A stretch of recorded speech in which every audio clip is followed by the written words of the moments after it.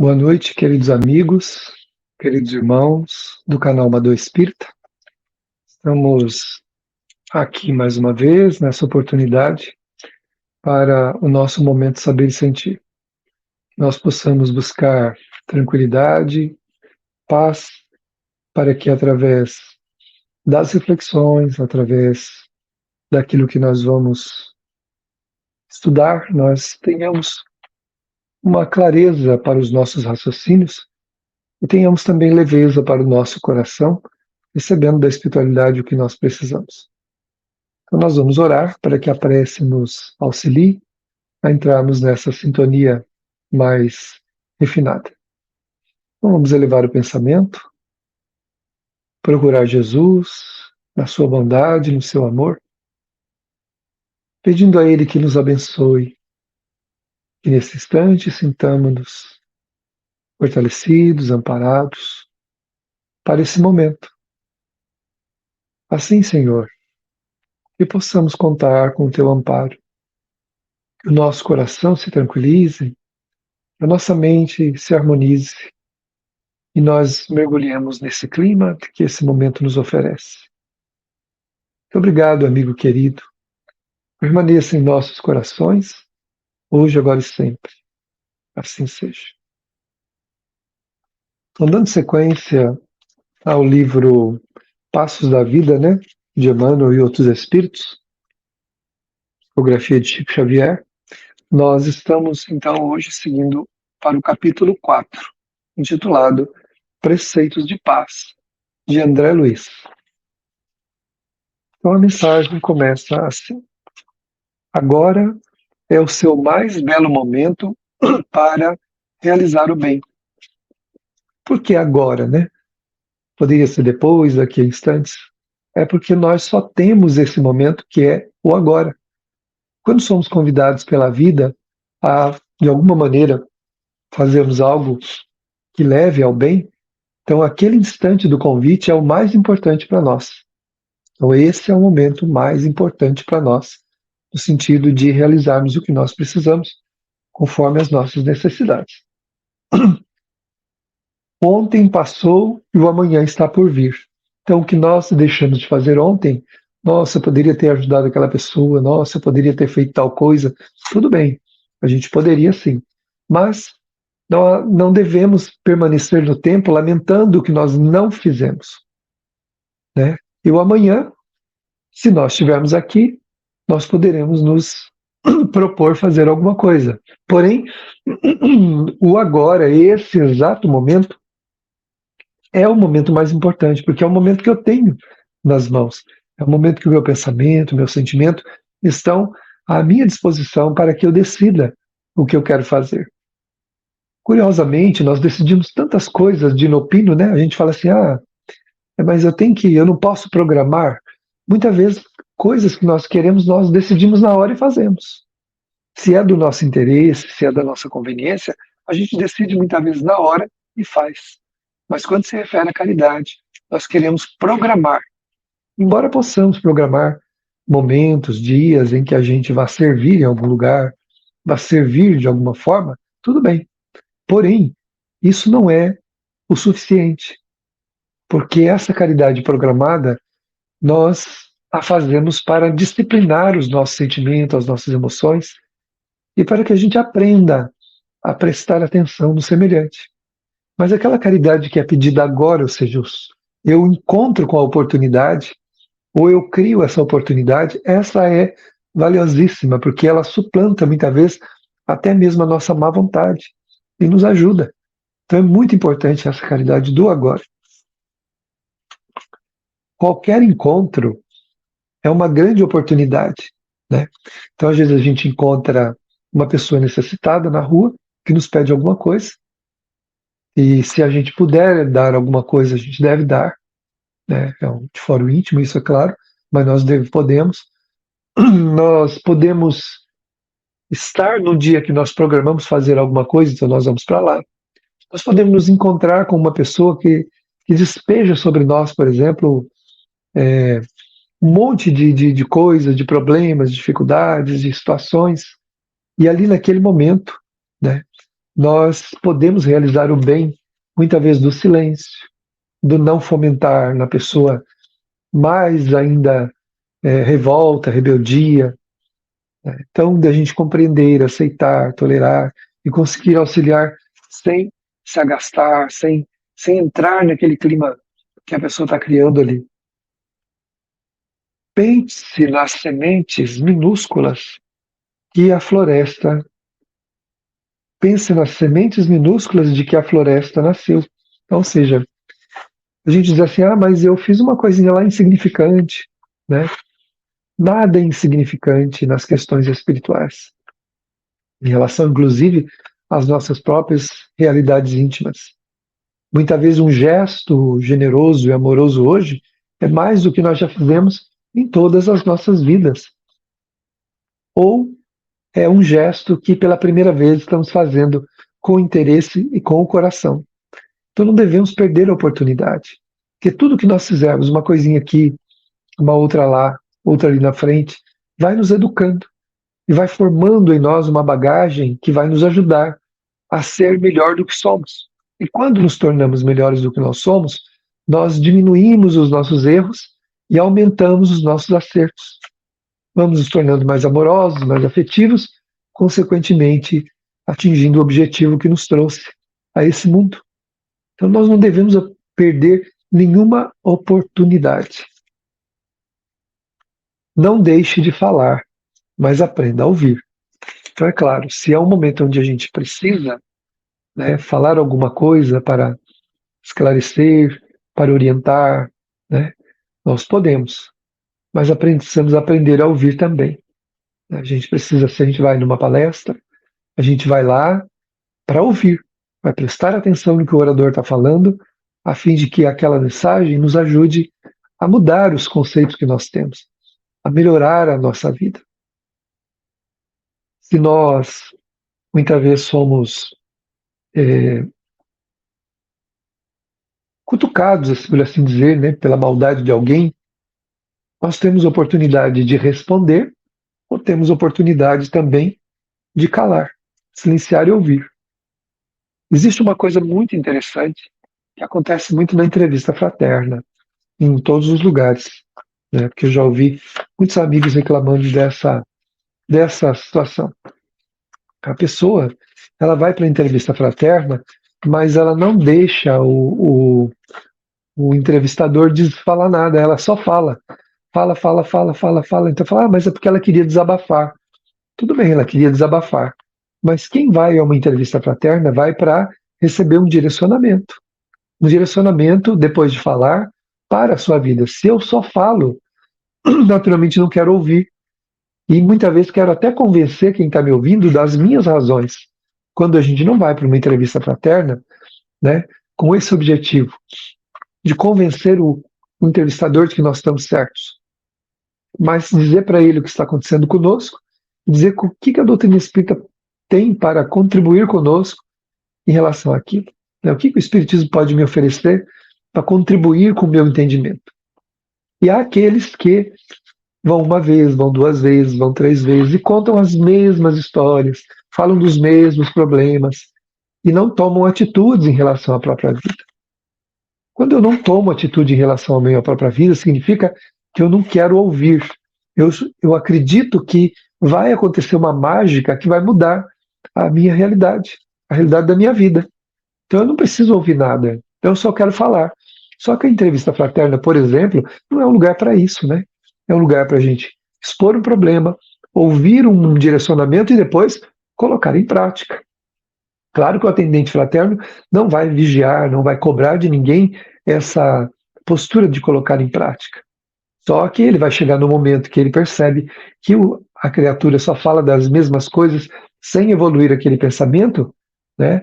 Ele vai entender que ela precisa de uma outra coisa. Ela precisa, então, fazer terapia, para que na terapia ela consiga redirecionar o seu pensamento e o seu sentimento, já que não está adiantando nada ouvir a pessoa que está lhe aconselhando. Um dia lemos uma mensagem, né? E a mensagem dizia assim: se você não quer colocar em prática um conselho, não o peça. Né? Então a Joana de Anjos fala isso no livro Vida Feliz.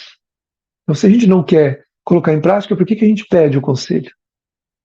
Só para falar, né? Não adianta. Então vamos lá. Quem sabe escutar pacientemente encontra pistas notáveis para o êxito no serviço que abraçou. Quando a gente escuta, geralmente nós temos uma facilidade em encontrar aquilo que a gente precisa, as orientações, as pistas para o melhor direcionamento para a nossa vida, seja a vida familiar, de trabalho, a vida afetiva, né? O que adianta eu colocar, eu simplesmente querer ficar martelando a minha cabeça em torno daquelas ideias, não escutar ninguém, não ouço uma palestra, não leio um livro, não entra na minha cabeça porque eu não quero ser convencido, eu não quero mudar o meu pensamento. Então isso não funciona. É algo que nós precisamos aprender, né? Fuja de cultivar conversações menos dignas, porque isso vai acabar com a nossa paz, né? Se a gente fica falando coisas que não são devidas, o que vai acontecer? Nós vamos perder a paz. Porque a vibração daquilo que a gente fala, ela se volta primeiramente para aquele que a elaborou, para aquele que a emanou, né? Quando nós emanamos pela fala alguma coisa, nós criamos em torno de nós uma atmosfera que nos envolve. Então, se as minhas palavras são construtivas, elevadas, palavras boas, essa atmosfera exalada pela minha própria natureza, ela vai ser uma atmosfera agradável e eu vou me sentir bem depois de ter falado. Toda pessoa que fala o que quer, né, a pessoa fala assim, eu falo o que eu quero, eu sou muito franco. São pessoas infelizes, amargas, tristes, embora aparentem um ligeiro equilíbrio. Por quê? Porque a pessoa, para poder dizer alguma coisa que ela acredita que ela deva dizer francamente a alguém e vai ferir, ela precisa primeiro se armar de vibrações um tanto conturbadas. E ao emanar essas vibrações junto com as suas palavras, ela cria uma atmosfera em torno de si que vai conturbá-la mais ainda. Fora a obsessão, que são aqueles amigos que sintonizam, né, do mundo espiritual com aquela vibração e passa então a tornar aquele ambiente espiritual nosso pior do que aquele que a gente já tinha, que já não era bom. Então, cuidado, né? Porque a gente pode criar um ambiente que a gente não vai gostar. O interlocutor terá vindo buscar o respeito, o seu respeito a Deus e à vida, a fim de equilibrar-se. Então, nós, quando falamos, né? Quando orientamos, quando falamos, quando ouvimos, né? Nós criamos um ambiente de Deus em nós. E esse ambiente precisa de respeito, respeito à vida, respeito a todos os quesitos que envolvem a natureza de cada um de nós. Não podemos achar que a gente pode falar qualquer coisa, né? Assim como não devemos fazer qualquer coisa, para a gente poder ter paz. Não dê tempo a lamentações. A lamentação, ela é um crime moral perante a lei de Deus. Quem lamenta está fazendo o quê? Está dizendo que houve algum engano, que aquilo que ele está passando não lhe diz respeito, que Deus cometeu algum engano em permitir que aquela prova chegasse até ele. Então, lamentar não ajuda. A lamentação é uma emanação que nós também fazemos que fica na órbita da nossa mente. Ela não vai aos céus, porque Deus não escuta as nossas lamentações. A prece do orgulhoso, do egoísta, do reclamão não chega a Deus. Mas a prece de quem verdadeiramente está sentindo dor, está com dificuldade, essa prece chega, Senhor, está doendo. Mas sinceramente, não é aquela dor da vaidade, do orgulho ferido, né? Ai, Senhor, eu estou ferido porque o João, a Maria, aquela pessoa lá, falou uma coisa que eu não gostei, ou fez alguma coisa contra mim, ó, meu coração está doendo. Como se Deus fosse tomar o nosso partido contra a pessoa. Ao contrário, você dizer assim, Senhor, eu estou magoado com a Maria, pelo que ela me fez. O Senhor podia me ajudar a tirar essa mágoa do coração, porque eu não devo permanecer magoado. Deus ajuda, porque é uma prece sincera de uma pessoa humilde que reconhece o seu defeito e está querendo melhorar e livrar-se daquilo. Agora, da vida, reclamar das pessoas, lamentar para Deus, não funciona. Por isso, nunca procure um atendimento fraterno ou alguém que você queira conversar para fazer lamentação. Se for para expor o problema, para receber uma ajuda, se for para na prece buscar Deus, procurando ajuda verdadeira para a dificuldade, aí sim, não para lamentar, porque não funciona. Meia hora de trabalho no auxílio ao próximo, muitas vezes consegue alterar profundamente os nossos destinos, porque altera quem somos, né? Um ato de amor, segundo Pedro, move uma multidão de pecados. Ou seja, encobre, né? Resolve que nós mudamos, nós melhoramos. E quando a gente melhora, a gente altera o caminho para frente, porque algumas provas não são mais necessárias. Uma vez que a gente melhorou, a gente saiu daquela vibração, daquele campo rasteiro e melhorou, né? Não menospreze quem bate à porta, conquanto nem sempre esteja você disponível. Muitas vezes a gente se sente incomodado, né? Que a pessoa toca lá no interfone da nossa casa, né? E a pessoa, ela quer alguma coisa, somente uma ajuda, né? E a gente se sente incomodado com isso. Isso é realmente algo que nós devemos combater em nós. A má vontade em atender as pessoas que batem à nossa porta. Nós não conhecemos o destino daquela pessoa, não sabemos o que ela passa, o que levou ela a estar naquela situação. Se fizermos julgamentos, poderemos estar assinando uma auto-sentença, dizendo para a vida: me coloque nessa posição que eu vou fazer melhor. Em muitas ocasiões, aquele que aparentemente incomoda é o portador de grande auxílio, porque muitas vezes eu estou precisando daquele estímulo para desenvolver a caridade verdadeira em mim, a desenvolver o amor ao próximo, para desenvolver a atenção para com os meus irmãos, especialmente aqueles que não podem me dar nada, especialmente aqueles que não fazem parte da minha vida, não fazem parte do convívio e da escolha que eu fiz dos meus amigos. São pessoas diferentes, estranhas, e a gente aprende muito com isso. A ninguém considere inútil ou fraco. Todo mundo tem o seu valor. Embora a pessoa não corresponda às nossas expectativas, e isso é um problema nosso, ela tem o seu valor, em qualquer campo que seja, no trabalho, na religiosidade, na amizade, na família. Né? Muitas vezes pais e mães inadvertidamente, irmãos, né, filhos, fala para o outro assim: você não tem jeito, você não presta para nada, você é isso, você é aquilo. Essas sentenças doem, ferem, e nós não devemos fazer isso. Ninguém é inútil. Todo mundo tem algo que pode compartilhar com os seus irmãos. Um palácio comumente é construção enorme. No entanto, nem sempre oferece agasalho ou acesso sem a colaboração de uma chave. Ninguém entra num palácio sem abrir a porta, né? Sem abrir a porta daquele aposento. E tudo que existe ali é para o conforto e o auxílio daqueles que vivem naquele lugar. Ele é grande, mas ele não se abre sozinho. É preciso que alguém coloque uma chave e gire. E é isso que nós precisamos fazer isso. Essa chave que abra a nossa porta, a porta da nossa alma, para o nosso semelhante, para que ele possa ter acesso a nós.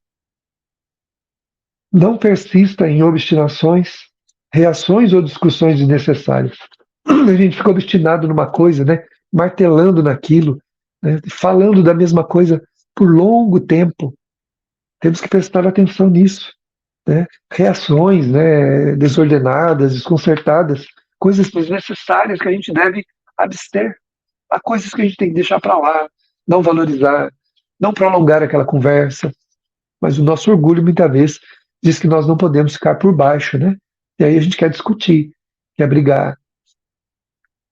Em muitos casos, um simples prego atacando uma roda pode retardar a viagem num carro perfeito. Então, muitas vezes, nós retardamos a viagem da nossa vida porque nós lançamos pregos na roda da carruagem, do veículo que nos transporta. Quantas vezes temos que parar a existência para resolver consequências do que nós criamos? Muitas vezes sem nem saber. Quando a gente não tem cuidado com a nossa vida, nós colocamos pregos para furar o pneu do nosso transporte. E aí nós ficamos parados para resolver aquele problema através de uma dor, de uma doença, de um contratempo, né? De uma dificuldade. Pensemos um pouco sobre isso. Auxilia a todas as criaturas que lhe partilhem o clima individual. Ainda mesmo na doença mais grave ou na penúria mais avançada, você pode prestar um grande serviço ao próximo. Você pode sorrir. Então, ele fala que a gente deve auxiliar todo mundo, partilhando especialmente o quê? O clima íntimo que tem. Aquele estado de alma que nós podemos oferecer, se for a paz. Se estivermos em paz, oferecemos. Se estivermos de alma conturbada, seremos um problema na vida alheia. Então pensemos nisso. Se nós estamos cultivando a paz, ou se nós estamos simplesmente alimentando o desequilíbrio, a angústia e a solidão. Né? E a gente pode, nem que for por um sorriso, prestar um serviço a alguém. Não precisa que a gente, na verdade, tenha fortunas para fazer alguma coisa de bom. Então vamos, aproveitando essas reflexões, mergulharmos alguns instantes na intimidade do nosso ser. O que equivale olhar para dentro? E através desta visualização, procuremos Jesus, o Divino Amigo. A sua presença é para nós a segurança que nós precisamos, a luz do nosso caminho, a força para a nossa jornada. E sentindo essa vibração que lentamente toma conta de nós, vamos respirar então esse hálito amoroso, esse perfume, sentindo também esse frescor que toma conta de nós. E assim, sentindo, vamos buscar mais uma vez Jesus, para que nos sintamos perto dele, para que nos sintamos no seu coração. Seja qual for o problema que estivermos enfrentando, somos os últimos que pode, somos os únicos que pode solucioná-lo. Ninguém pode fazer por nós. Mas Jesus está conosco. E é essa vibração que toma conta da nossa alma nesse momento, é a nossa fortaleza. Sentindo-a, percebendo a presença do Cristo, olhando-lhe nos olhos venerandos, queremos dizer: muito obrigado, Senhor. Muito obrigado, meus amigos, meus irmãos.